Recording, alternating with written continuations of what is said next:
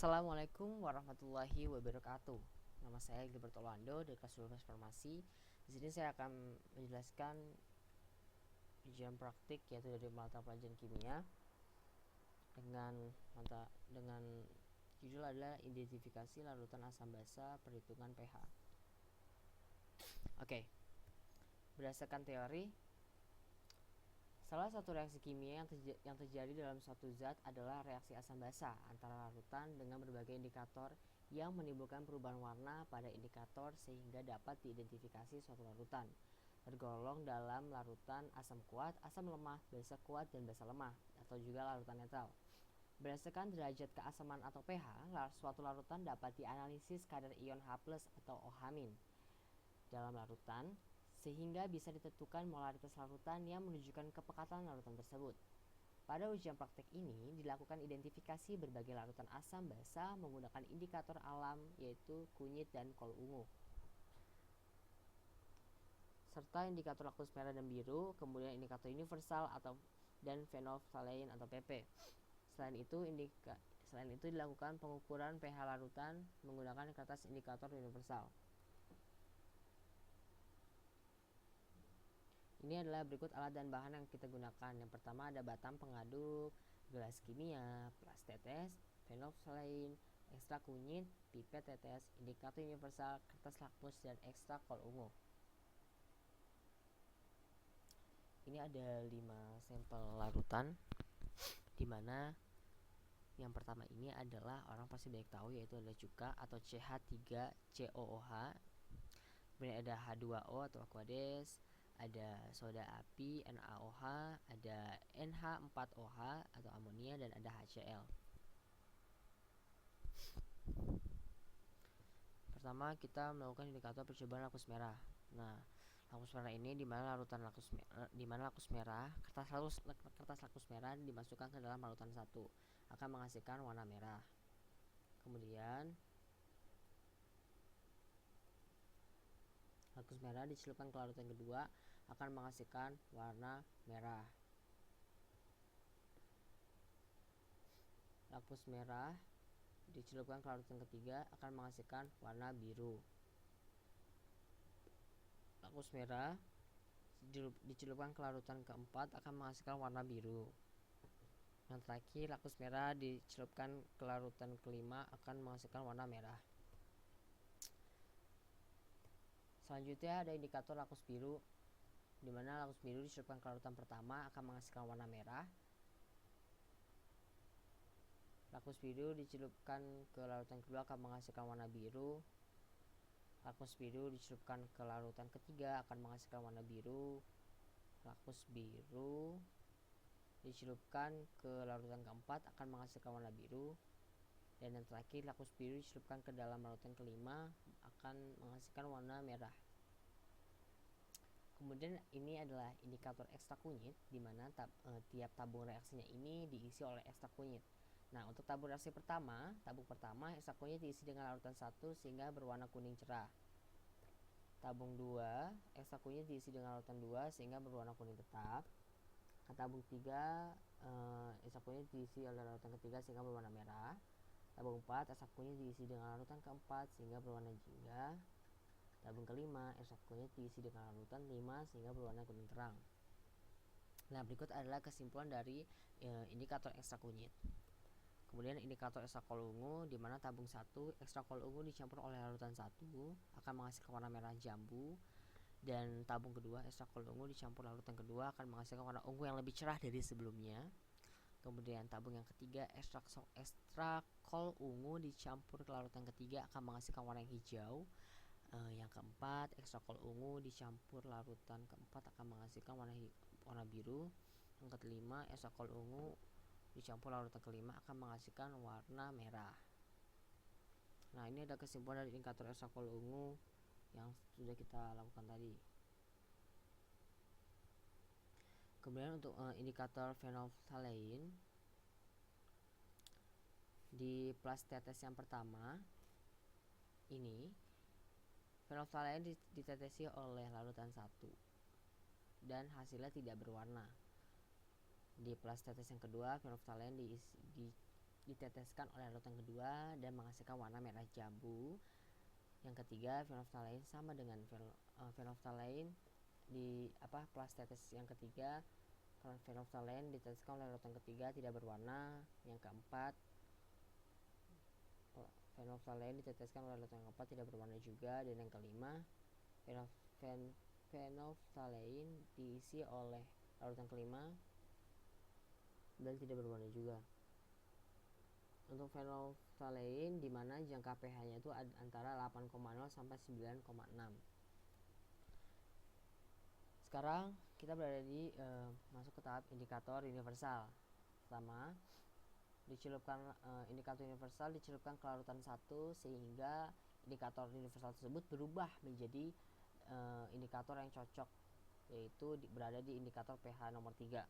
Kemudian yang kedua, indikator universal dicelupkan ke dalam larutan kedua dan berubah kemudian cocok di pH yang nomor 7.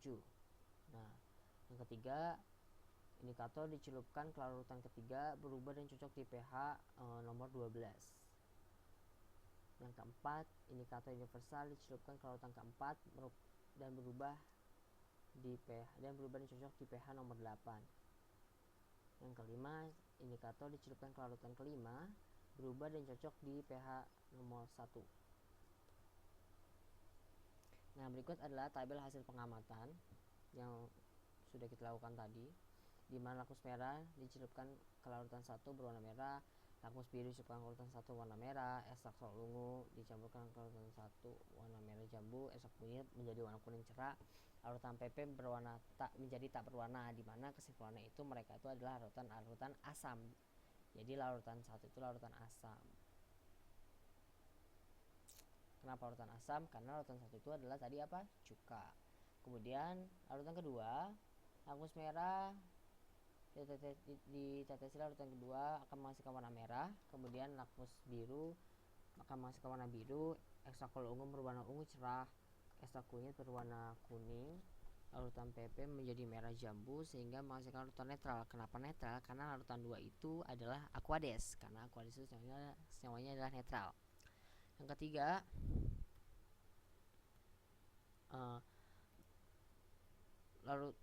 lakmus merah dicelupkan ke larutan ketiga akan menghasilkan warna biru, lakmus biru menjadi warna biru, ekstrak kol ungu menjadi warna hijau, ekstrak kunyit menjadi warna merah, dan larutan PP tak berwarna sehingga larutan ketiga ini adalah merupakan basa, mengandung basa, karena larutan ketiga itu adalah soda api atau NaOH.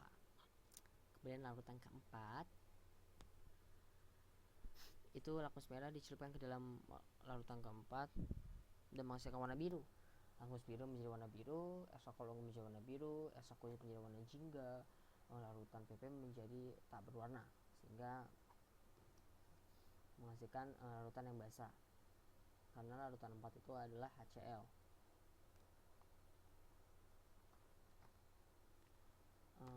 Kemudian larutan 5 atau amonia, lakmus merah dicelupkan ke larutan kelima, lakmus biru dicelupkan ke lakmus merah dicelupkan ke larutan kelima menjadi warna merah, lakmus biru menjadi warna merah, kol ungu menjadi merah, kunyit menjadi kuning tua, larutan PP menjadi tak berwarna sehingga kesimpulan adalah larutan asam. Kemudian di sini ada pengukuran pH di mana larutan 1 dicelupkan di mana indikator universal dicelupkan ke larutan 1 menghasilkan pH 3 dan kemudian indikator universal dicelupkan ke larutan nomor 2 sehingga larutan nomor 2 itu cocok di pH nomor 7. Kemudian larutan ketiga dicelupkan indikator universal sehingga mengandung pH 12. Larutan 4 dicelupkan indikator universal sehingga mengandung pH 8. Larutan 5 mengandung pH 1. Nah, di sini saya akan membahas soal pertanyaan nomor 1. Jika diketahui data larutan sampai berikut, jodohkan atau buat garis penghubung nama senyawa berikut dengan larutan atau sampel berdasarkan pengamatan yang telah dilakukan. Nah, untuk larutan 1 itu adalah CH3 atau asam atau cuka, CH3COH. Kemudian larutan 2 itu NH2O atau aqueous, larutan 3 NaOH soda api. Kemudian larutan keempat itu HCl asam klorida. Larutan kelima itu adalah NH4OH. Nomor 2, jelaskan teori asam basa, mengapa larutan tersebut digolongkan ke dalam asam basa atau netral. Nah, ini adalah CH3COOH. Tadi ada cuka menghasilkan ion CH3COO dan H+. Kemudian H2O menghasilkan ion H+ dan OH-. NaOH menghasilkan Na+ dan OH-. HCl menghasilkan ion H+ dan Cl-. Kemudian NH4OH menghasilkan ion NH4 dan ion OH-.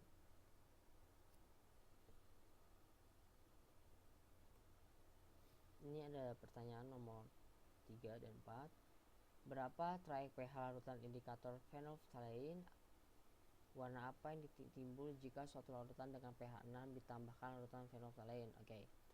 Traik pH phenolphthalein itu adalah 8, range-nya itu dari 8,0 sampai 9,6. Nah, pada percobaan yang tadi perubahan warnanya itu tidak berwarna sampai merah jambu. Nah, karena pH larutan yang diketahui adalah kurang dari 8, sehingga warna yang timbul jika suatu larutan dengan pH 6 adalah tidak berwarna. Kemudian nomor 4, dengan menggunakan rumus pH min-log ion H+, maka berapa molaritas larutan HCl yang mempunyai pH 2? Jelaskan. Ion H+ sama dengan Ma kali A. Ma-nya adalah 2 dikali 10 pangkat min 1 dikali 1. 2 dikali 10 pangkat min 1.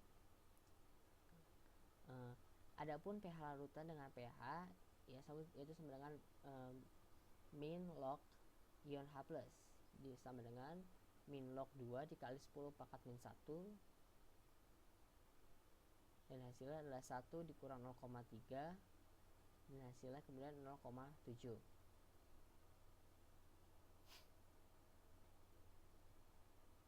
Nah, sebutkan masing-masing 3 contoh obat yang masuk dalam asam basa. Yang pertama untuk asap itu ada levodopa, penisilin, aspirin, morfin, dan dopamin. Kemudian untuk basa itu ada phenytoin, ibuprofen, warfarin, salisilat, albumin. Untuk soal nomor 6, apa manfaat mempelajari pH? Nah, yang pertama nih, menambah wawasan tentang larutan asam, basa, dan netral. Kemudian mengetahui tentang indikator apa saja yang dapat dipakai untuk mengetahui larutan asam, basa, dan netral. Kemudian dapat mengetahui berapa pH setiap larutan. Terima kasih sudah mendengarkan penjelasan saya. Apabila ada kesalahan kalimat ataupun ucapan, mohon maafkan. Sekian dari saya. Assalamualaikum warahmatullahi wabarakatuh.